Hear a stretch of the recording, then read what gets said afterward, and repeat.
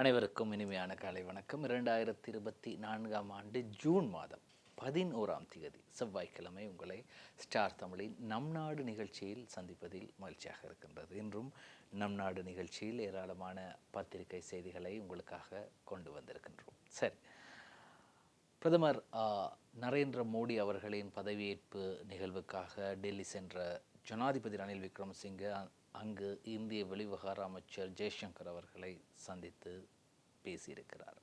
அது தொடர்பான செய்தியை பார்க்கலாம். பிரதமர் மோடி ஆகஸ்டில் இலங்கைக்கு விஜயம். தடைப்பட்ட திட்டங்கள் அனைத்தும் துரிதப்படுத்தப்படும், இந்திய வெளிவிவகார அமைச்சர் ஜெய்சங்கர் தெரிவிப்பு. இந்திய பிரதமர் நரேந்திர மோடி எதிர்வரும் ஆகஸ்ட் மாதம் இலங்கைக்கு விஜயம் மேற்கொள்ள உத்தேசித்துள்ளார். ஜனாதிபதி ரணில் விக்ரமசிங்கவின் அழைப்பினை ஏற்றே இந்த தீர்மானம் எடுக்கப்பட்டுள்ளது. பிரதமர் மோடியின் இந்த விஜயத்திற்கு முன்னர் மேலதிக விடயங்களை ஆராய்வதற்காக கூடிய விரைவில் நான் இலங்கை வர தீர்மானித்துள்ளேன் என்று இந்திய வெளிவிவகார அமைச்சர் கலாநிதி ஜெய்சங்கர் தெரிவித்தார். மேலும் தனது இந்த விஜயத்தின் போது தடைப்பட்டுள்ள இந்திய முதலீட்டு திட்டங்கள் தொடர்பில் கவனம் செலுத்தப்படும் என்றும் அவர் குறிப்பிட்டார். நேற்று திங்கட்கிழமை டில்லியில் ஜனாதிபதி ரணில் விக்ரமசிங்கவுக்கும் இந்திய அமைச்சர் ஜெய்சங்கருக்கும் இடையிலே இடம்பெற்ற இருதரப்பு சந்திப்பின் போதே இவ்விடயம் தொடர்பில் அவதானம் செலுத்தப்பட்டது. அயல் நாட்டுக்கு முதலிடம் என்ற இந்தியாவின் கொள்கை தொடர்பிலும் இதன் போது அவதானம் செலுத்தப்பட்டது. இந்திய அரசாங்கத்தால் திருகோணமலையை கேந்திரமாக கொண்டு ஆரம்பிக்கப்பட உள்ள கைத்தொழில் வலயம் தொடர்பில் இடம்பெற்ற கலந்துரையாடலில் இந்திய முதலீட்டாளர்கள் பலர் இதில் முதலீடுகளை மேற்கொள்ள ஆர்வத்தை வெளிப்படுத்தியுள்ளதாக அமைச்சர் ஜெய்சங்கர் ஜனாதிபதியிடம் குறிப்பிட்டுள்ளார். இந்திய முதலீட்டாளர்களுக்கு அப்பால் வேறு நாடுகளைச் சேர்ந்த முதலீட்டாளர்களும் இதில் பங்கேற்க தயாராக உள்ளதாக அறிவுறுத்தல் உள்ளதாகவும் அவர் ஜனாதிபதியிடம் தெரிவித்தார். விவசாய நவீனமயமாக்கல் தொடர்பான கலந்துரையாடல் நிறைவடைந்ததன் பின்னர் இருநாட்டு மீனவர்களுக்கிடையிலான பிரச்சினைகள் தொடர்பில் பேச்சுவார்த்தை ஊடாக தீர்வு காண்பதற்கு இருதரப்பு இணக்கம் காணப்பட்டமை குறிப்பிடத்தக்கதென்றும் அந்த செய்தி தொடர்ந்து செல்கின்றது. சரி, இந்திய பிரதமர் நரேந்திர மோடி அவர்கள் ஆகஸ்டில் இலங்கை வரும் போது அநேகமாக இன்னும் 34 நாட்கள் இருக்கின்றது தேர்தல் ஆணையகத்திற்கு உரிமை கிடைப்பதற்கு அல்லது தேர்தல் ஆணையகத்திற்கு ஜனாதிபதி தேர்தலுக்கான திகதியை அறிவிப்பதற்கான அதிகாரம் கிடைப்பதற்கு இன்னும் 34 நாட்கள் இருக்கின்றது. எனவே அந்த 34 நாட்களின் பின்னர் தேர்தல் ஆணையகத்திற்கு அல்லது தேர்தல் ஆணைக்குழுவுக்கு அதிகாரம் கிடைக்கும் ஜனாதிபதி தேர்தலை நடத்துவதற்கான திகதியை தெரிவிப்பதற்கு. அப்பொழுது ஜனாதிபதி தேர்தலுக்கான திகதி அறிவிக்கப்படும். சில நேரங்களில் வேட்புமனு தாக்கல் ஆகஸ்டில் இடம்பெறலாம். செப்டம்பர் 17 தொடக்கம் அக்டோபர் 17க்குள் ஜனாதிபதி தேர்தல் நடைபெறலாம். அப்படி நடைபெற்றால் ஒரு தேர்தல் வேட்புமனு சமயத்திலா வரப்போகின்றார் என்ற கேள்விக்குறியும் இருக்கின்றது. அப்படி ஆகஸ்டில் பிரதமர் மோடி இலங்கைக்கு வருவார் என்றால் அது தேர்தல் சமயமாகவும் இருக்கலாம், தேர்தல் காலமாகவும் இருக்கலாம், சில நேரங்களில் தேர்தல் இல்லாமலும் இருக்கலாம். ஏனென்றால் தேர்தல் சமயத்தில் ஒரு நாட்டின் ஜனாதிபதி இன்னும் ஒரு நாட்டுக்கு வரும்போது சில சிக்கல்கள் இருக்கலாம். அதே நேரத்தில் ஜனாதிபதி ரணில் விக்ரமசிங்கே அவர்களும் தேர்தல் அறிவிக்கப்பட்டால் அவரும் வேலை பளுமிக்கவராகி விடுவார், பல கூட்டங்களுக்கு செல்ல வேண்டும். எனவே இவற்றையெல்லாம் பார்க்கும்போது ஆகஸ்டில் பிரதமர் மோடி வருவார் என்று நாங்களும் எதிர்பார்ப்போம். சரி, இப்படி இருக்கும்போது மகாத்மா காந்தியின் சிலை இருக்கின்றது. அதற்கு முன் அந்த சிலைக்கு முன் இரு தலைவர்களும் கை குலுக்கிக் கொள்கின்றார்கள். இந்திய பிரதமர் நரேந்திர மோடியின் பதவியேற்பு நிகழ்வில் பங்கேற்றிருந்த ஜனாதிபதி ரணில் விக்ரமசிங்கே நேற்று முன்தினம் பிரதமர் மோடியை சந்தித்த போது அவருடைய வாழ்த்துக்களை தெரிவிக்கிறார். காந்தி அவர்களின் உருவச்சிலையும் பின்னால் இருக்கிறது. சரி, அது ஒரு பக்கம் இருக்கட்டும். உறவுகளை வலுவாக தொடர்வதற்கு ரணில் மோடி மீண்டும் உறுதி என்ற செய்தி இருக்கிறது. அதையும் நாங்கள் பார்க்கலாம். 3வது முறையாகவும் இந்திய பிரதமராக பதவியேற்றுள்ள நரேந்திர மோடிக்கு ஜனாதிபதி ரணில் விக்ரமசிங்கே தனது மனமார்ந்த வாழ்த்துக்களை தெரிவித்ததுடன் இந்திய இலங்கை உறவுகளை வலுவாக தொடர்வதற்கு இருநாட்டு தலைவர்களும் மீண்டும் உறுதியளித்தனர்.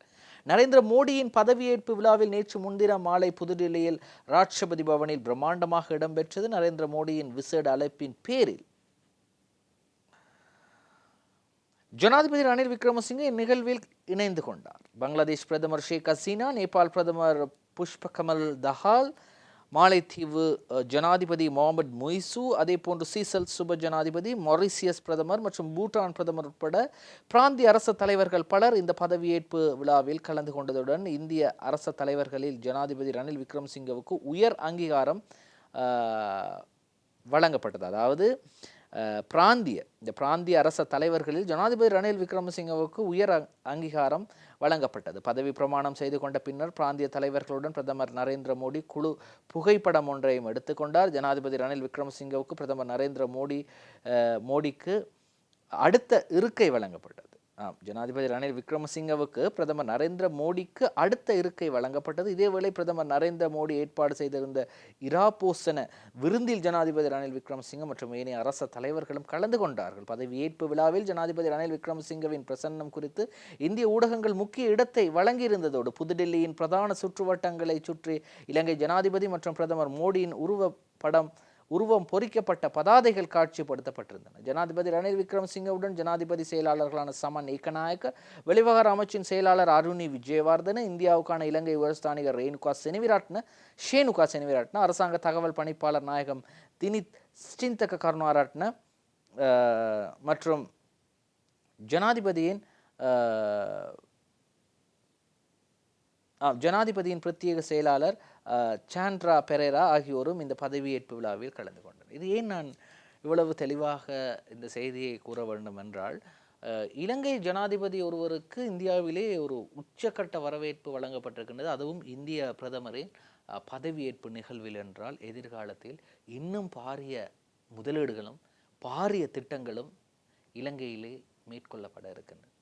ஆனால் அது ரணில் விக்ரமசிங்க அவர்களின் இந்த பதவி காலத்திற்குள் இடம்பெறுமா அல்லது எதிர்காலத்தில் வேறொரு ஜனாதிபதியின் மூலம் இடம்பெறுமா என்று சொல்வதை விட, பங்களாதேஷின் ஜனாதிபதி பிரதமர் ஷேக் ஹசீனா அவர்களுக்கு ஜனாதிபதி ரணில் விக்ரமசிங்க ஒரு உறுதி அளித்திருக்கிறார்.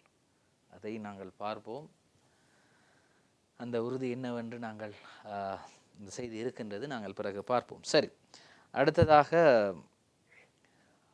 மோடியின் தலைமைத்துவம் மாற்றங்களை கொண்டு வரும், கோபியோ தலைவர் குமார் நடேசன் வாழ்த்து. இந்திய பொதுத் தேர்தலில் வெற்றி பெற்று 3வது தடவையாகவும் பிரதமராக தெரிவாகியுள்ள நரேந்திர மோடிக்கு இந்திய வம்சாவளி மக்களுக்கான உலகளாவிய அமைப்பின் இலங்கை கிளை கோபியோ வாழ்த்துக்களை தெரிவித்துள்ளது. கோபியோ அமைப்பின் சார்பில்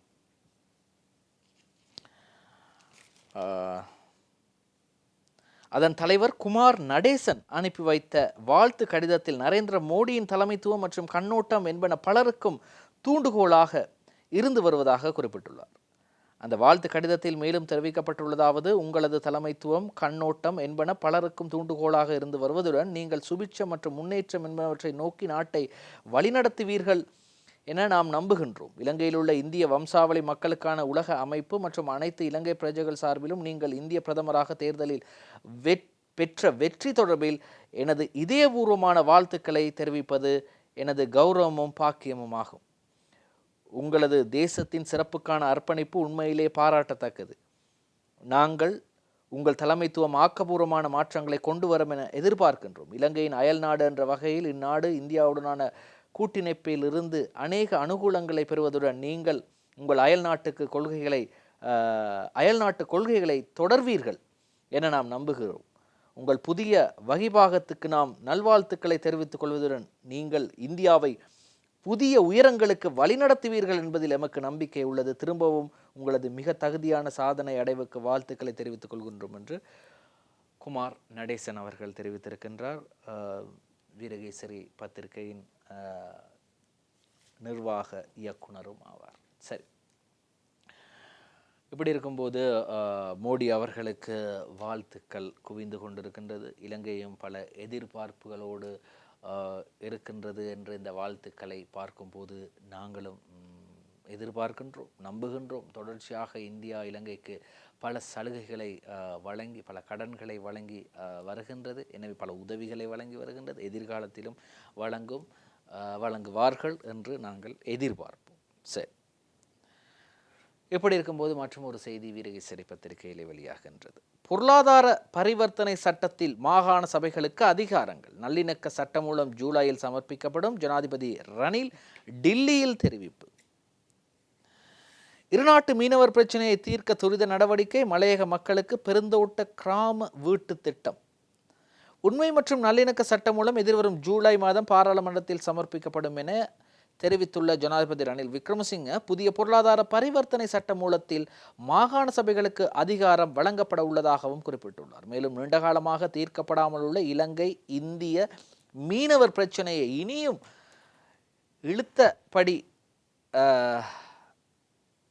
இழுத்தடிப்பின்றி தீர்க்க துரித நடவடிக்கை எடுக்கப்படும். இது கூடிய விரைவில் இதற்கான நடவடிக்கை எடுப்பார்கள் என்று நாங்களும் எதிர்பார்ப்போம். என்னென்றால் கன நாட்கள் ஆகின்றது இந்த பிரச்சனை, இலங்கை இந்திய மீனவர் பிரச்சனை. பிரதமர் நரேந்திர மோடியின் பதவியேற்பு நிகழ்வில் பங்கேற்பதற்காக டெல்லி சென்றுள்ள ஜனாதிபதி ரணில் விக்ரமசிங்கவுக்கும் இந்திய வெளிவிவகார அமைச்சர் கலாநிதி எஸ் ஜெய்சங்கருக்கும் இடையிலான சந்திப்பு நேற்று திங்கட்கிழமை நடைபெற்ற போதுதான் ஜனாதிபதி ஜெய்சங்கர் அவர்களிடம் இதனை தெரிவித்திருக்கின்றார். அதாவது மீண்டும் அமைச்சராக பதவியேற்றமை தொடர்பில் அமைச்சர் ஜெய்சங்கருக்கு ஜனாதிபதி ரணில் விக்ரமசிங்கே இதன் போது தனது வாழ்த்துக்களை தெரிவித்திருக்கின்றார். ஜெய்சங்கர் அவர்கள் அமைச்சராக இருக்கின்றார். இந்தியாவின் மிக பெரிய ஒரு பொறுப்பான நிதியமைச்சர் பதவி நிர்மலா சீதாராமன் அவர்களுக்கே வழங்கப்பட்டிருக்கின்றது. அதே போன்று தமிழகத்திலே புதுச்சேரியின் முன்னாள் ஆளுநர் தமிழிசை சவுந்தரராஜனுக்கும், அதே போன்று தமிழ்நாட்டு மாநில பாஜக தலைவர் அண்ணாமலை அவர்களுக்கும் அமைச்சு பதவி வழங்கப்படும் என்று கூறப்பட்டது. ஆனால் அமைச்சு பதவி வழங்கப்படவில்லை. ஆனால் அமைச்சு பதவி அவர்களுக்கு கிடைக்கும். இருவரும் தேர்தலில் போட்டியிட்டார்கள், தோல்வி அடைந்தார்கள். அவர்கள் தோல்வி அடைந்திருப்பினும் கூட அவர்களுக்கு அமைச்சு பதவி வழங்கப்படும் என்று கூறப்பட்டது. ஏனென்றால் எதிர்வரும் சட்டமன்ற தேர்தலில் சில ஆசனங்களை தமிழ்நாட்டிலே பெறுவதற்காக இவர்கள் இருவருக்கும் அமைச்சு பதவி வழங்கப்படும் என்று எதிர்பார்க்கப்பட்டது. ஆனால் அமைச்சு பதவி வழங்கப்படவில்லை. சரி, அப்படி இருக்கும்போது அடுத்ததாக யாழ்ப்பாணத்திற்கு விஜயம் மேற்கொண்டிருக்கின்றார் எதிர்க்கட்சி தலைவர் சஜித் பிரேமதாஸ். சஜித் பிரேமதாஸ் அங்கு சென்று கிளிநொச்சியில் நடைபெற்ற ஒரு நிகழ்வில் கூறியிருந்தார், 13வது அரசியலமைப்பை அல்லது 13வது திருத்தத்தை கண்டிப்பாக நான் அமுல்படுத்துவேன். பலர் அதனை பார்த்தும் பார்க்காமலும், கண்டும் காங்காமலும், கேட்டும் கேட்காமலும் இருக்கின்றார்கள். ஆனால் நான் அப்படி அல்ல, கண்டிப்பாக அமுல்படுத்துவேன். அது மட்டும் இல்லாமல் இன்னும் ஒரு விடயத்தையும் தெரிவிக்கின்றார். தடைப்பட்டிருக்கக்கூடிய மாகாண சபை தேர்தலை கண்டிப்பாக நான் நடத்துவேன் என்று எதிர்க்கட்சி தலைவர் சஜித் பிரேமதாஸ் தெரிவிக்கிறார். அடுத்த வருடம் மாகாண சபை தேர்தல் நடத்தப்படும், பழைய முறையில் நடத்துவோம். எதிர்க்கட்சி தலைவர் சஜித் யாழில் அறிவிப்பு. மாகாண சபை தேர்தலை கூட நடத்த முடியாத தலைவர்கள் 13வது திருத்தம் குறித்து பேசுகின்றனர். வடமாகாணத்திற்கு மாத்திரமல்ல, முழு நாட்டுக்கும் நல்லிணக்கம், சகோதரத்துவம், பொறுப்பு கூறல் மற்றும் பொறுப்புணர்ச்சி அவசியம் என்பதால் ஐக்கிய மக்கள் சக்தி அரசாங்கத்தில் அடுத்த வருடத்தின் முதல் காலாண்டில் மாகாண சபை தேர்தலை நடத்துவோம் என எதிர்க்கட்சி தலைவர் சஜித் பிரேமதாச தெரிவித்தார். யாழ்ப்பாணத்தில் நேற்று திங்கட்கிழமை பாடசாலை ஒன்றில் இடம்பெற்ற நிகழ்வில் கலந்து கொண்டு உரையாற்றுகையில் இதனை தெரிவித்த சஜித் பிரேமதாச அடுத்த வருடம் முதல் காலாண்டில் என்று குறிப்பிட்டிருக்கின்றார். அப்படி என்றால் அடுத்த வருடம் மார்ச் மாதத்திற்கு முதல் இந்த மாகாண சபை தேர்தல் நடத்தப்படும் என்று குறிப்பிட்டார். பல்வேறு தலைவர்கள் யாழ்ப்பாண மக்களை அரசியல் இசை நாட்காலி விளையாட்டுக்கு உட்படுத்தியுள்ளனர். அவர்கள் வெவ்வேறு சந்தர்ப்பங்களில் வந்து வெவ்வேறு இடங்களில் பல்வேறு விடயங்களை செய்கிறார்கள். 13வது அரசியலமைப்பு திருத்தம் என்பது விசித்திரமான ஒன்றல்ல, அது எமது நாட்டின் அரசியலமைப்பில் உள்ள விடயம் ஒன்றாகும். யார் அது குறித்து என்ன கூறினாலும் 13வது திருத்தத்தின் மூலம் உருவாக்கப்பட்ட அனைத்து மாகாண சபைகளும் தற்போது செயலிழந்துள்ளன. ஐக்கிய மக்கள் சக்தி அரசாங்கத்தில் முன்னைய தேர்தல் முறையிலேயே மாகாண சபை தேர்தல்கள் நடத்தப்படும். தற்போது மாகாண சபைகள் இயங்காவிட்டாலும் மாகாண சபை தவிசாளருக்கு சம்பளம் வழங்கப்படுகின்றது. பேருக்கு மாகாண சபைகள் இருந்தாலும் மக்கள் பிரதிநிதிகள் மூலம் மக்களுக்கு ஆற்றப்பட வேண்டிய சேவைகள் முன்னெடுக்கப்படவில்லை. மாகாண சபை தேர்தலை நடத்துவதற்கு தேவையான அனைத்து சட்ட ரீதியிலான செயற்பாடுகளையும் செய்து மாகாண சபை கட்டமைப்பின் ஊடாக சேவையை நாடும் அனைவருக்கும் நீதி நியாயத்தை பெற்றுத்தருவோம் என்று சஜித் பிரேமதாச தெரிவிக்கிறார். ஆனால் இந்த மாகாண சபை முறை 13வது திருத்தம் இவற்றை பற்றி பேசும்போது அதிலே போலீஸ் அதிகாரம் இருக்கின்றது, காணி அதிகாரம் இருக்கின்றது. எனவே காணி அதிகாரத்தை வழங்க முடியும் என்று கூறி வந்த ரணில் விக்ரமசிங்க அண்மையில் கூறியிருந்தார், போலீஸ் அதிகாரம் தொடர்பாக சற்று யோசிக்க வேண்டும்.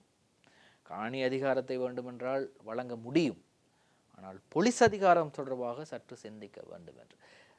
சில நேரங்களில் திரு ரணில் விக்ரமசிங்க ஜனாதிபதி அவர்கள் இந்த போலீஸ் அதிகாரத்தையும் வழங்குவோம் என்று கூறியிருந்தால் அது தெற்கிலே பாரிய ஒரு சர்ச்சைக்குரிய பேசும் பொருளாக மாறியிருக்கும். எனவே அவர் அவ்வாறு கூறவில்லை. அனுபவசாலியாக ஒரு இது போன்ற பல கருத்துக்களை கூறியவர்களுக்கு என்ன நடந்தது என்று அவருக்கு தெரியும். எனவே அவர் இந்த போலீஸ் அதிகாரத்தை பற்றி கூறவில்லை. பாட்டலி சம்பிக்க ரணவக, அதாவது இவர் சந்திரிகா அம்மையாரோடு இருந்தார், அதற்கு பிறகு மஹிந்த ராஜபக்சவோடு இருந்தார், அதற்கு பிறகு விலகினார், அதற்கு பிறகு தனியாக வந்தார், அதற்கு பிறகு சஜித் பிரேமதாசோடு சேர்ந்தார், இப்பொழுது மீண்டும் வெளியே தனி கட்சியை ஒன்று அமைத்திருக்கின்றார். அவர் என்ன சொல்கின்றார்? போலீஸ் அதிகாரத்தை பகிர்ந்தால் பிரச்சனைகள் தீவிரமடையுமா? சம்பிக்க ரணவக்க கூறுகிறார், தேர்தல் காலத்தில் அரசியலமைப்பின் 13வது திருத்தம் பற்றி பேசுவது ஒன்றும் புதிய விடயமல்ல. தமிழ் மக்கள் மத்தியில் வாக்குறுதிகளை வழங்குபவர்கள் பொறுப்புடன் செயற்பட வேண்டும். போலீஸ் அதிகாரத்தை மாகாணங்களுக்கு பகிர்ந்தளித்தால் பிரச்சனைகள் தீவிரமடையுமே தவிர குறைவடையாது என ஐக்கிய குடியரசு முன்னணியின் தலைவரும் பாராளுமன்ற உறுப்பினருமாகிய பாட்டலி சம்பிக்க ரணவக்க சொல்கின்றார். கொழும்பில் உள்ள ஐக்கிய குடியரசு முன்னணியின் காரியாலயத்தில் நடைபெற்ற ஊடக சந்திப்பின் போதுதான் அவர் இவ்வாறு தெரிவிக்கிறார். கேள்வி ஒன்று கேட்கப்படுகின்றது, அரசியலமைப்பின் 13வது திருத்தத்தை முழுமையாக நடைமுறைப்படுத்துவதாக எதிர்க்கட்சித் தலைவர் வடக்கில் குறிப்பிட்டுள்ளார். 13வது திருத்தம் குறித்து உங்களின் நிலைப்பாடு என்ன என்று கேட்டதற்கு அவர் இவ்வாறு சொல்றார், தேர்தல் காலத்தில் அரசியலமைப்பின் 13வது திருத்தம் பற்றி பேசுவது ஒன்றும் புதிய விடயமல்ல. தமிழ் மக்கள் மத்தியில் வாக்குறுதிகளை வழங்குபவர்கள் பொறுப்புடன் செயற்பட வேண்டும். நடைமுறைக்கு சாத்தியமான வாக்குறுதிகளை வழங்க வேண்டும். அரசியலமைப்பின் 13வது திருத்தத்தில் போலீஸ் மற்றும் காணி அதிகாரங்களை தவிர்ந்த ஏனைய அதிகாரங்கள் செயற்படுத்தப்பட்டுள்ளன. காணி அதிகாரம் காணி திணைக்களம் ஊடாக மேற்பார்வை செய்யப்படுகின்றது. 13வது திருத்தம் நிறைவேற்றப்பட்ட காலத்தில் காணப்பட்ட சூழலுக்கும் தற்போதைய சூழலுக்கும் இடையிலே பரஸ்பர வேறுபாடுகள் காணப்படுகின்றன. போலீஸ் அதிகாரத்தை மாகாணங்களுக்கு பகிர்ந்தளித்தால் நாட்டில் தேவையற்ற பிரச்சனைகள் தான் தோற்றம் பெறும்.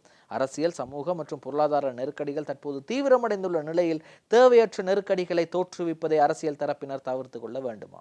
போலீஸ் சேவையில் அனைத்து இனத்தவருக்கும் திறமை மற்றும் தகுதி அடிப்படையில் முன்னுரிமை வழங்கி போலீஸ் சேவையை சுயாதீனப்படுத்தினால் மாகாணங்களுக்கு போலீஸ் அதிகாரத்தை பகிர்ந்தளிக்கும் தேவை தோற்றம் பெறாது என்கிறார். என்ன சொல்ல வாரீங்க? மாகாணங்களுக்கு போலீஸ் அதிகாரம் தேவையில்லை என்கிறீங்க. அப்படி என்றால் போலீஸ் சுயாதீனமாக செயற்பட வேண்டும் என்ன சொல்லியிருக்கிறாரு? தகுதி திறமை அடிப்படையில் முன்னுரிமை வழங்கி போலீஸ் சேவையை சுயாதீனப்படுத்தினால் சரி. அப்படி சுயாதீனப்படுத்தினாலோ படுத்தாவிட்டாலோ விடுக்குநாரி மலையிலே பூஜையில் இருந்தவர்களை தூக்கி செல்லும் போது அவர் எங்கு இருந்தார்கள்? அப்பொழுது உங்களுக்கு அந்த திறமை வாய்ந்த போலீஸ் அதிகாரிகள் கண்ணுக்கு தென்படவில்லையா? சரி, அது நீதிமன்ற பிரச்சனை இருக்கிறது, அது ஒரு வேறு விடயம். ஆனால் கலாச்சாரத்திற்கு, பாரம்பரியத்திற்கு, சமயத்திற்கு அளிக்கப்பட வேண்டிய கௌரவமும் அந்த மதிப்பும் வழங்கப்படவில்லை என்பது கவலையான ஒரு விடயம். சரி, இப்படி அந்த செய்தி இருக்கும்போது அடுத்ததாக இன்னும் ஒரு செய்தி இருக்கின்றது. அதற்கு முதல் ஸ்டார் தமிழின் நம் நாடு நிகழ்ச்சியில் ஏராளமான செய்திகளை உங்களுக்கு கொண்டு வருவதற்கு முதல் ஒரு சிறு விளம்பர இடைவேளை. நம் நாடு தொடர்கிறது. ஜேவிபியினர் தற்போது தேசிய மக்கள் சக்தி என்று அழைக்கப்படும் ஜேவிபியினருக்கும் அதே போன்று ஐக்கிய மக்கள் சக்தியின் பொருளாதார பிரிவுக்கும் இடையிலே ஒரு விவாதம் நடைபெற ஏற்பாடுகள் செய்யப்பட்டது, தடைப்பட்டது. இல்லை, நாங்கள் பொருளாதார குழுக்கள் விவாதத்தை விட்டுவிட்டு தலைவர்களிடையே பேச வைப்போம் என்று ஒரு முடிவுக்கு வந்தார்கள். ஒரு திகதியை வழங்கினார்கள் ஜேவிபியினர். ஆனால் அதற்கு சஜித் பிரேமதாச தரப்பினர் அந்த திகதி முடியாது, நாங்கள் ஒரு திகதியை வழங்குகின்றோம் என்று சஜித் பிரேமதாச தரப்பினர் அவர்கள் ஒரு திகதியை வழங்கினார்கள். அந்த திகதிக்கு ஜேவிபியினர் அனுரகுமார திசாநாயக்க தரப்பினர் இல்லை, எங்களுக்கு முடியாது என்று சொன்னார்கள். இப்படியே இழுபறியாக இருந்த நிலையில் திடீரென்று கடந்த வாரத்திலே ஒரு நாள் தொலைபேசி அழைப்பு வருகின்றதாம் சஜித் பிரேமதாஸ் அவர்களுக்கு. உடனடியாக இன்று மாலை இடம்பெறவிருக்கும் இலங்கையில் இருக்கக்கூடிய அரசுக்கு நெருக்கமான தொலைக்காட்சியான சுயாதீன தொலைக்காட்சியிலே ஒரு நிகழ்ச்சிக்கு விவாத நிகழ்ச்சிக்கு அனுரகுமார் திசாநாயக்க வருகின்றார். உங்களால் கலந்து கொள்ள முடியுமா என்று வந்திருக்கின்றது. ஆனால் அவர் சொல்லியிருக்கின்றார், இப்படி உடனே கலந்து கொள்ள கூப்பிட்டால் எங்களால் வர முடியாது என்று சஜித் பிரேமதாஸ் சொல்லியிருக்கிறார். எனவே கதிரையை வைத்து விட்டார்கள். அது சஜித் பிரேமதாசவின் கதிரை. இந்த பக்கம் அனுரகுமார் திசாநாயக்க விவாதம் நடத்துவதற்கு பாருங்கள் நாங்கள் ஏற்பாடு செய்திருந்தோம், ஆனால் சஜித் பிரேமதாஸ் வரவில்லை என்று குறிப்பிட்டார்கள். எதேபடியோ இப்பொழுது அர்ஷடி சில்வா சொல்கின்றார், ஜேவிபியின் கொள்கை பிரச்சனைக்கு தீர்வாகாது. எதிர்கட்சி எம்பி அர்ஷடி சில்வா கூறுகிறார், பொருளாதார மீட்சிக்கு நடைமுறை சாத்தியமான திட்டங்கள் மாத்திரமே அவசியமானவை. சந்தர்ப்பத்திற்கு ஏற்ப பொருளாதார கொள்கைகளை நாம் மாற்றி அமைக்கவில்லை. மக்கள் விடுதலை முன்னணியின் பொருளாதார கொள்கை தற்போதைய நெருக்கடிக்கு ஒருபோதும் தீர்வாகாது. பொருளாதாரம் தொடர்பில் எவருடனும் பகிரங்க விவாதத்தில் ஈடுபட நாங்கள் தயார் என ஐக்கிய மக்கள் சக்தியின் பாராளுமன்ற உறுப்பினர் கலாநிதி அர்ஷடி சில்வா தெரிவிக்கிறார். ஸ்ரீ ஜெயவர்தனபுர கோட்டை பகுதியில் இடம்பெற்ற ஒரு நிகழ்வில் கலந்து கொண்டு பேசும்போது தான் அவர் தெரிவிக்கிறார். அடுத்து ஜனாதிபதி சொல்றார் தான் இந்த பொருளாதாரத்தில் நாங்கள் நெருக்கடி இல்லை என்று. பொருளாதார நெருக்கடியிலிருந்து ஒப்பீட்டளவில் மீண்டு விட்டோம் என ஜனாதிபதி குறிப்பிடுகிறார். ஆனால் பொருளாதார நெருக்கடியில் நடுத்தர மக்கள் எதிர்கொண்டுள்ள நெருக்கடிகளை ஜனாதிபதியோ அல்லது அரசாங்கமோ விளங்கிக் கொள்ளவில்லை. ஜனாதிபதியின் நிலைப்பாட்டுக்கும் சமூக கட்டமைப்பின் நிலைப்பாட்டுக்கும் இடையிலே பரஸ்பர வேறுபாடுகள் காணப்படுகின்றன.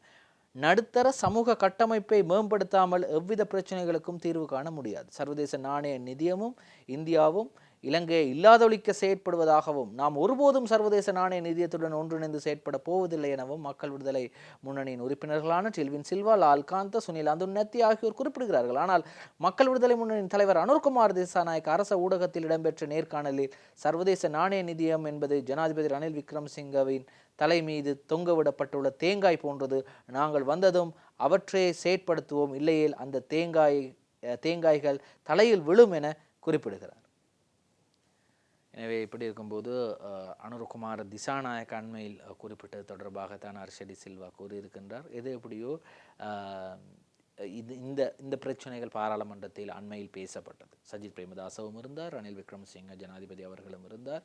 அப்பொழுது இந்த பிரச்சனைகளை சஜித் பிரேமதாச ஒவ்வொரு பிரச்சனையாக எழுப்பும் போது ஜனாதிபதி கேட்ட கேள்வி இதுதான், இவ்வளவு பிரச்சனைகளை பற்றி பேசுகின்றீர்களே, அப்படி என்றால் ஏப்ரல் மாதம் 2022 ஏப்ரல் 9 நீங்கள் பதவியேற்றிருக்கலாமே, எல்லா பிரச்சனைகளும் தீர்ந்திருக்குமே என்ற ஒரு கேள்வியை கேட்டார். அனைவரும் வாயடைத்து போய்விட்டார். சரி, அது ஜனாதிபதி கேட்டார், இப்போ இவ்வளவு பிரச்சனைகளை நீங்கள் சொல்கின்றீர்கள் என்றால் நீங்கள் ஜனாதிபதி பதவியோ பிரதமர் பதவியோ இந்த நாட்டை பொறுப்பேற்றிருக்கலாமே, ஏன் ஏற்கவில்லை என்ற கேள்வியை ரணில் விக்ரமசிங்க கேட்டார். சரி, ஸ்ரீலங்கா பொதுஜன பெரமுனவின் வேட்பாளர் இன்னும் அறிவிக்கப்படவில்லை. நேற்றைய செய்திகளில் பார்த்தோம், தம்மிக பெரேரா, தொழிலதிபர் தம்மிக பெரேரா களமிறங்கா விட்டால் நான் களமிறங்குவேன் என்று நாமல் ராஜபக்ச சொல்லியிருக்கிறார். ஆனால் இதுவரையும் ரணில் விக்ரமசிங்க அவர்களை ஸ்ரீலங்கா பொதுஜன பெரமுனவின் வேட்பாளர் என்று நாங்கள் யாரும் அறிவிக்கவில்லை என்று பொதுஜன பெரமுன வலியுறுத்தி கூறியிருக்கிறது. பார்க்கலாம். ரணிலை வேட்பாளராக அறிவிப்பதாக அல்லது ரணிலை வேட்பாளராக அறிவிப்பதாக கூறவில்லை. ஸ்ரீலங்கா பொதுஜன பெரமுன மீண்டும் கூறுகிறது, ஜனாதிபதி ரணில் விக்ரமசிங்கவை ஜனாதிபதி வேட்பாளராக அறிவிப்பதாகவும் அவருக்கு ஆதரவு வழங்குவதாகவும் இந்நிலையிலும் கூறவில்லை. பொதுஜன பெரமுன தலைமையிலான அரசாங்கம் தோற்றம் பெற வேண்டும் என்பதில் உறுதியாக உள்ளோம் என ஸ்ரீலங்கா பொதுஜன பெரமுனவின் தேசிய ஒருங்கிணைப்பாளர் ரோஹித் அபேகுணவர்தன தெரிவிக்கிறார். இந்த ரோஹித் அபேகுணவர்தன சொல்றாரு, நாங்கள் ஒரு நாளும் சொல்லல, ரணில் விக்ரமசிங்க தான் எங்களுடைய ஜனாதிபதி வேட்பாளர் என்று நாங்கள் சொல்ல இல்லை என்று அவர் சொல்றாரு. ஆனால்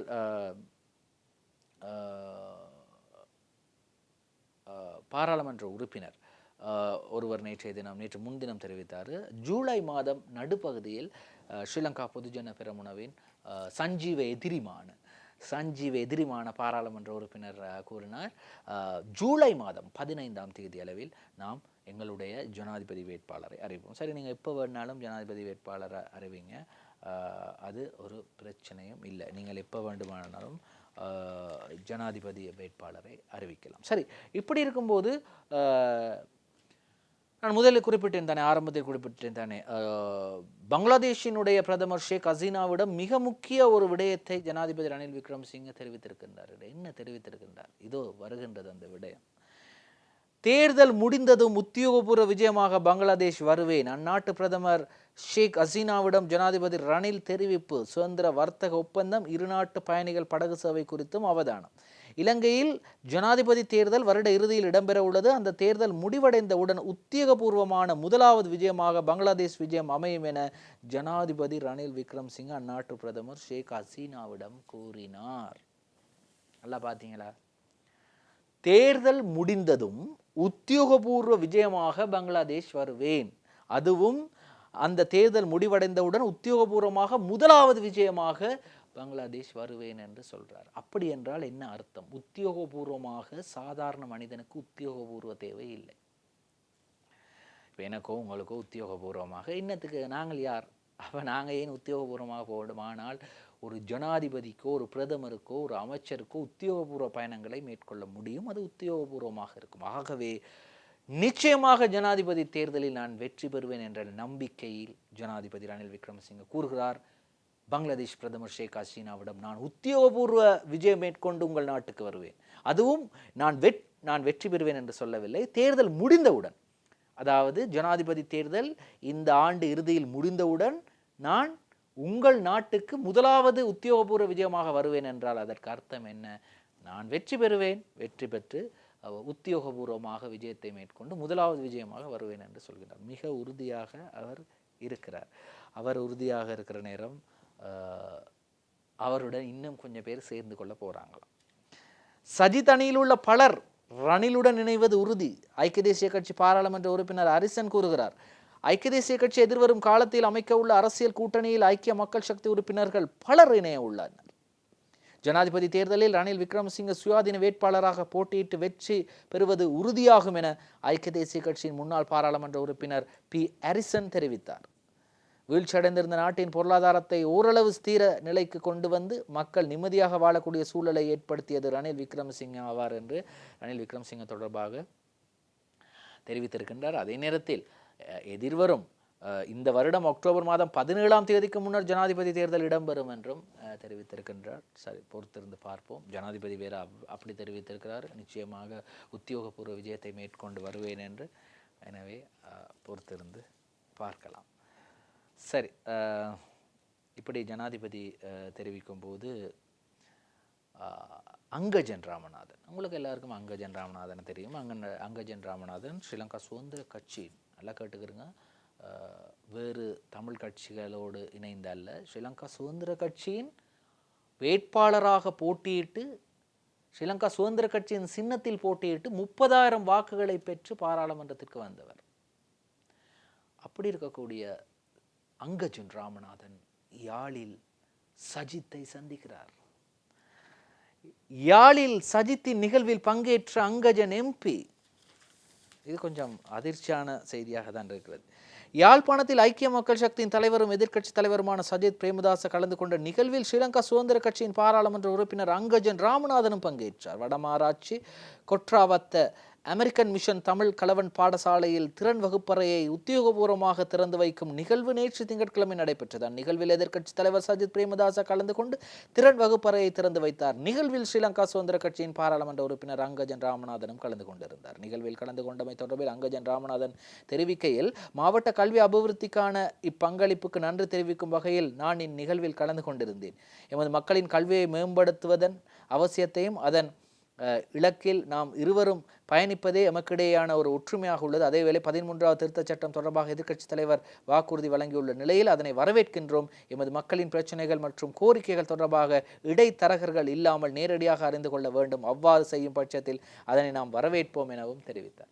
எப்படியோ அங்கஜன் ராமநாதன் சஜித் பிரேமதாசவை சந்தித்திருக்கின்றார். கூடவே உமா சந்திர பிரகாஷும் இருந்தார். அவர்தான் உங்களை சந்திக்க விரும்புகின்றார் என்று சந்திக்கின்றார். இவர் சொல்றாரு, அந்த நிகழ்வுக்கு தான் சென்றிருந்தேன் என்று. ஆனால் இனி ஸ்ரீலங்கா சுதந்திர கட்சிக்கு ஒரு எதிர்காலம் இருக்கின்றதா இல்லையா என்பது கேள்விக்குறியாக இருக்கும்போது, இரண்டாக பிளவுபட்டிருக்கும் போது என்ன முடிவு வேண்டுமானாலும் அங்கஜன் ராமநாதன் எடுக்கலாம். அது அவருடைய தனிப்பட்ட விடயம். ஏனென்றால் ஸ்ரீலங்கா சுதந்திர கட்சி ஒரு சர்ச்சைக்குரிய நிலையில் இருக்கின்றது. 2 தலைவர்கள், 2 செயலாளர்கள், அங்கே நீதிமன்றத்திலே வழக்கு இருக்கின்றது. பதில் செயலாளர், பதில் தலைவருக்கு கட்சியை நடத்த முடியாது என்று இடைக்கால தடை இருக்கின்றது. இப்படி பல பிரச்சனைகள் அந்த கட்சியிலே இருப்பதால் அவர் எடுக்கும் முடிவுகள் எதுவாகவும் இருக்கலாம். சரி, கூத்து என்று சொல்கின்றார். தமிழ் வேட்பாளர் விடயம் ஒரு கேலி கூத்து. தமிழ் பொது வேட்பாளர் தமிழர்களின் இருப்பை இல்லாமலாக்கும் கூத்து சுமந்திரன் அவர்கள் தெரிவிக்கிறார். தமிழ் பொது வேட்பாளருக்கு எதிராக முழுமூச்சோடு இறங்கி செயற்பட வேண்டும் என பாராளுமன்ற உறுப்பினர் எம் ஏ சுமந்திரன் தெரிவித்துள்ளார். தமிழ் பொது வேட்பாளருக்கு எதிராக அப்படி ஒரு வேட்பாளரே தேவையில்லை ஐயா. யாழ்ப்பாணத்தின் ஞாயிற்றுக்கிழமை இடம்பெற்ற மக்கள் மன்ற நிகழ்வில் கலந்து கொண்டு உரையாற்றும் போதுதான் சுமந்திரன் அவர்கள் தெரிவிக்கிறார். அப்படி ஒரு பொது வேட்பாளர் என்ற விஷயமே தேவையில்லை என்று சொல்கிறார். எதற்காக சொல்கின்றார் என்று தெரியல, ஆனால் தேவையில்லை அப்படி சொல்கிறார். பொது வேட்பாளருங்கிற தமிழ் பொது வேட்பாளருங்கிற விடயம் தேவையில்லாத ஒரு விடயம் என்று. ஆனால் சி.வி. விக்னேஸ்வரனாக இருக்கட்டும், அதே போன்று ஸ்ரீதரனாக இருக்கட்டும், இவர்கள் எல்லோரும் மிக தீவிரமாக இருக்கின்றார்கள் கண்டிப்பாக தமிழ் பொது வேட்பாளர் வேண்டும் என்று. இதே நேரம் கேட்டார்கள் சி.வி. விக்னேஸ்வரனிடம், நீங்கள் இப்படி சொல்கிறீங்க, ஆனால் சுமந்திரன் சொல்கிறாரு தமிழ் பொது வேட்பாளர் வேண்டாம் என்று. சுமந்திரனுடைய கதையை யாரும் மதிக்கின்றது என்று கேட்டார். அவர் அப்படியே சொன்னார் ஊடகங்கள், சுமந்திரனுடைய கதாவை அப்படி கணங்கண்ண, நாங்கள் அதை கணக்கெடுப்பதில்லை என்று தெரிவித்தார். சரி, இப்படி இருக்கும்போது இன்று திவைன பத்திரிகையிலே முதல் நான் அங்கஜன் தொடர்பான செய்தியை கூறினேன். அதோடு ஒரு இணக்கமான அல்லது அதனோடு ஒட்டி போகக்கூடிய ஒரு செய்தி, ஒரு கார்ட்டூன் பார்க்கலாம் இன்றைய திவைன பத்திரிகை. பாருங்கள், இது ஒரு கை, ஸ்ரீலங்கா சுதந்திர கட்சியின் கை சின்னம். அந்த கை சின்னத்திற்கு பக்கத்திலே அந்த கையின் 3வது விரலை வெட்டியிருக்கிறார், வெட்டி கீழே போட்டு விட்டார் மைத்திரிபால சிறிசேன, அப்பித்தமாய் என்று சொல்கின்றார். பக்கத்தில் இன்னும் அதாவது 4வது விரலை வெட்டி இருக்கின்றார் நிமால் சிறிபால்டி சில்வாவும் சந்திரிகா பண்டாரநாயக்க குமாரதுங்கையும். அவர்கள் சொல்கிறார்கள் ஒந்தட்டமா கரை, அதாவது இவர்கள் சொல்கின்றார்கள் அப்பித்தமாய் நாங்கள் தான் வெட்டினோம் என்று, இவர்கள் சொல்கிறார்கள் நன்றாக வெட்டியது நாங்களே என்று சொல்கின்றார். எப்படியோ இந்த 2 விரல்களும் வெட்டப்பட்ட ஸ்ரீலங்கா சுதந்திர கட்சியின் கை சின்னம் யானையாக மாறிவிட்டது. புரிந்தவர்களுக்கு புரிந்திருக்கும் காரணம். ஸ்ரீலங்கா சுதந்திர கட்சியின் கை சின்னம் 2 கை விரல்களையும் வெட்டிய பின்னர் அது யானையாக மாறியிருக்கிறது. சரி, இது திவைன பத்திரிகையிலே இன்றைய தினம் வந்த ஒரு கார்ட்டூன் சித்திரம். சரி, இப்படி இருக்கும்போது போலீஸாருக்கு நாங்கள் சரியான பயம் என்று சொல்லக்கூடாது. நாங்கள் அவர்களுக்கு மரியாதை, அவர்கள் சட்டத்தை நிலைநாட்டுகின்றார்கள். நாங்கள் தவறு செய்தவர்களாக இருந்தால் அவர்களிடம் சரணடைய வேண்டும். அவர்கள் எங்களை தேடி வந்து பிடிக்கும் அளவுக்கு நாங்கள் இருக்கக்கூடாது. ஆனால் அப்படிப்பட்ட 153 போலீஸார் கடந்த 6 மாதங்களில் அடி வாங்கியிருக்கிறார்கள். இன்றைய அருண பத்திரிகை செய்தி வெளியிடுகிறது. මාස 6ක් ඇතුළක පොලිසියේ 153ක් රාජකාරියේදී ගුටි කාලා වැඩියෙන්ම බස්නාහිර පළාතේ கடந்த 6 மாதத்தில் போலீசார் 153 பேர் கடமை நேரத்திலே குட்டி காலா அடி வாங்கி இருக்கிறார்கள். இதிலே பட்டியத்தலாவ என்ற ஒரு பிரதேச போலீஸ் ஓஐசி, அதாவது ஓஐசி போலீஸ் நிலைய பொறுப்பு அதிகாரி, அவர் மட்டும் சட்டபூர்வமற்ற மனைவியின் வீட்டுக்கு சென்று அங்கு அடி வாங்கியிருக்கின்றார். மற்றவர்கள் எல்லாம் கைது செய்ய போகும்போது அடி வாங்கியிருக்கின்றார்கள், அல்லது ராஜகாரி நோனவேலாவ என்று குறிப்பிடப்பட்டிருக்கின்றது, அதாவது கடமை நேரம் இல்லாத நேரங்களில் அடி வாங்கியிருக்கின்றார்கள். எப்படியோ மேல் மாகாணத்தில் தான் அதிகமான போலீசார் அடி வாங்கியிருப்பதாகவும் கடமையிலும் கடமை இல்லாத நேரங்களிலும் அடி வாங்கியிருப்பதாகவும் அந்த அருண பத்திரிகை இன்று பிரதான தலைப்பு செய்தியாக வெளியிடுகிறது. ஏதோ எப்படியோ இதை நாங்கள் கேலியாக எடுக்கக்கூடிய விடயம் அல்ல. ஒரு நாட்டின் சட்டம் ஒழுங்கை நிலைநாட்டும் மிக முக்கிய பொறுப்பில் இருக்கக்கூடிய போலீசார் மீது கை நீட்டுவது அல்லது அவர்களை தாக்குவது கவலைக்குரிய விடயம். சரி, கண்டி பிரதேசத்தில் காணாமல் போன மாணவி சடலமாக மீட்கப்பட்டிருக்கிறார். அரிவதனி பார்க்கலாம். இன்றைய தமிழ் மிரர் பத்திரிகையிலே செய்தி வெளியாக இருக்கின்றது. காணாமல் போன மாணவி சடலமாக மீட்பு. இந்த மாணவியின் பெயர் அரிவதனி, கண்டியைச் சேர்ந்த மாணவி. இவ்வாறு சடலமாக இவரது உடல் மீட்கப்பட்டிருக்கிறது. பார்க்கலாம். இந்த கண்டி ரேலுகேஸ் இலக்கம் 2 கெலாபொக்க மடுல்கலையில் காணாமல் போயிருந்த மாணவியான அரிவதனி 2 நாட்களுக்கு பின்னர் ஞாயிற்றுக்கிழமை 9ஆம் தேதி சடலமாக கண்டெடுக்கப்பட்டுள்ளார். குறித்த மாணவி கடந்த வெள்ளிக்கிழமை 7ஆம் தேதி முதல் காணாமல் போயிருந்தார். முறைப்பாட்டுக்கு அமைய அவரை தேடும் நடவடிக்கை முன்னெடுக்கப்பட்டுள்ளது. இந்நிலையில் குறித்த முன்னெடுக்கப்பட்டது என்று குறிப்பிடப்பட வேண்டும், ஆனால் இங்கே முன்னெடுக்கப்பட்டுள்ளது என்று இருந்தது. இந்நிலையில் குறித்த மாணவி தவறான முடிவெடுத்து உயிரிழந்துள்ளார் என தெரிய வந்துள்ளது. உயிரிழந்த மாணவியின் சடலம் பிரேத பரிசோதனைக்காக கண்டி போதனா வைத்தியசாலையில் வைக்கப்பட்டுள்ளது. எனவே அது என்ன காரணம் என்று தெரியாது. இருப்பினும் அந்த செய்தியை உங்களுக்காக கொண்டு வந்தோம். ஸ்டார் தமிழின் நம் நாடு நிகழ்ச்சி நிறைவுக்கு வருகின்றது. இன்றும் தயாரிப்பில் கவின் சாந்த் உதவி இருந்தார். மற்றும் ஒரு ஸ்டார் தமிழின் நம் நாடு நிகழ்ச்சியில் உங்களை சந்திக்கும் வரை விடைபெறுகின்றோம். நன்றி, வணக்கம்.